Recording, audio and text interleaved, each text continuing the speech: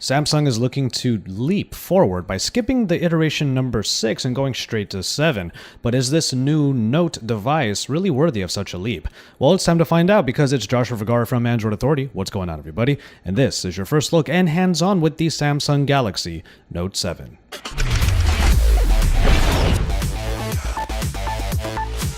If you're looking at this device and it looks incredibly familiar, well, you're absolutely right. It does retain a lot of the look and feel, the design language that started with the Samsung Galaxy S6 and has moved on to devices like the S7, the Note 5, and the S7 Edge.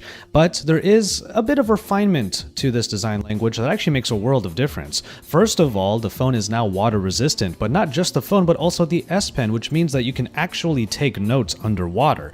Though we may not necessarily know why you would want to, it is a feature that is available now on the Note 7. The designers of the Note 7 made a big deal about this phone's symmetry. You have curves on the front for a curved display, but there are also curves on the glass of the back. And that means that both sides meet in the middle in order to meet the metallic skeleton. The result is a very comfortable feel in the hand as the sides feel really smooth and that lip actually doesn't protrude out a whole lot. The result also means that you have a somewhat more narrow device and it's less bulky than the Note 5 that came before it.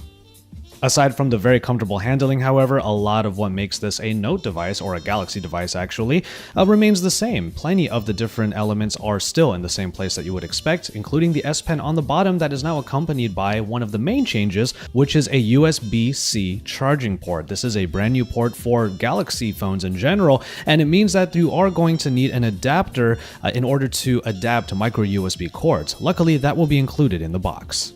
Popping out the SIM tray also reveals a micro SD card slot. Now you are able to use up to 2 terabytes in capacity for these cards, but none of those actually exist. Samsung, however, just recently released a 256 gigabyte card that you could use to bolster the 64 gigabytes of base storage. Yes, you heard it right, 64 gigabytes is the main model and there are no other capacities available. From there, however, a lot of the internals and specifications remain largely the same. You don't get too many changes as the phone comes with a 5.7-inch Super AMOLED display in a Quad HD resolution that also boasts the always-on display. Underneath the surface, you still have the same processors from the Galaxy S7 and S7 Edge, whether it be the Snapdragon 820 or the latest Exynos processor with 4 gigabytes of RAM. And the only real change besides from that is a 3500 mAh battery that is larger, definitely more in line with what a phablet phone like this should have, and it also comes with the same fast charging that should get the phone power in no time at all. Now we are going to go ahead and mention the cameras here, but we weren't able to get any examples or samples obviously, but the camera package is still the same as that of the Galaxy S7. 12 megapixels on the rear at f1.7 aperture with dual pixel construction so that you get very fast autofocus and better low light shots. The front-facing camera is still an f1.7 aperture wide-angle lens with 5 megapixels to boast. Which brings us to one of the main features of every Note device, the S Pen. The S Pen largely looks the same this year, but it has been made 200 millimeters in length, the length of a standard ball pen. And it's only 3 grams in weight, so it's still incredibly lightweight and has that button that you can use for a number of functions. And before you even ask, it does not go in backwards anymore. There's not even a chance for you to break the S Pen this time around because that very small portion at the top, the clicky top, is just wide enough to stop it from even going in at all. We dive into the S Pen features a little bit more in a feature-focused video, but we can take a look at a few of them here.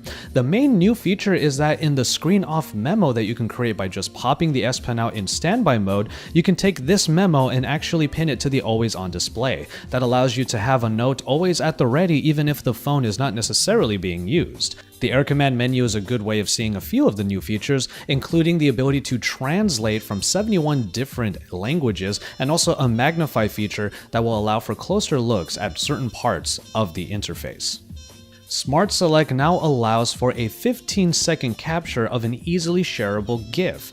Basically, you just put a frame onto any portion of the screen and it will record 15 seconds of whatever is going on. It's an easy way of sending GIFs through the Smart Select, which already makes sharing pretty much anything very easy. And finally, the Notes app has been streamlined and it now consolidates a number of different applications that used to inundate the TouchWiz version of Note devices in the past.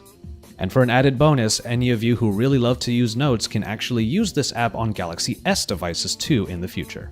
Which brings us to security features and the iris scanner. Now, essentially, you have to take your glasses off and perhaps even contacts when first scanning the iris in order for you to have one set of irises that can unlock the device. After that, you pretty much unlock the device, swipe up, and an infrared camera with an infrared light rather at the top near the front-facing camera will scan for that set of irises and then just unlock the device straight into the interface. It's a pretty nice way of getting straight into your phone if you're just going to be looking at it anyway.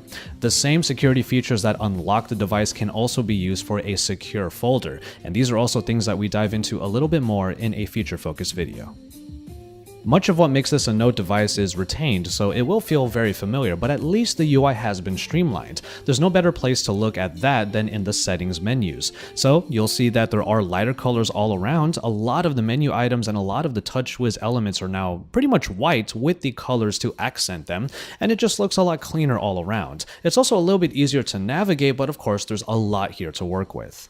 But speaking of interface changes, of course, we have the curved display on the Note 7, which will be a mainstay of it. You won't be getting a different version of this device anymore because we already have the S7 Edge, and you can look at that as a Note 7 without an S Pen. So the curves are here to stay, and with the curves come the Edge UX. There's actually not a whole lot to say here, as the Edge UX features are pretty much the same as found on the S7 Edge.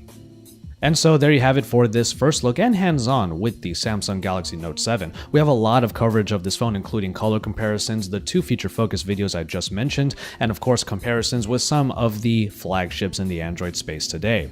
You can take a look at even more about the Note 7 at AndroidAuthority.com, but for the most part we are dealing with a phone that kind of takes the lead of the S7 line and just makes it bigger with, of course, that little friend in the S Pen.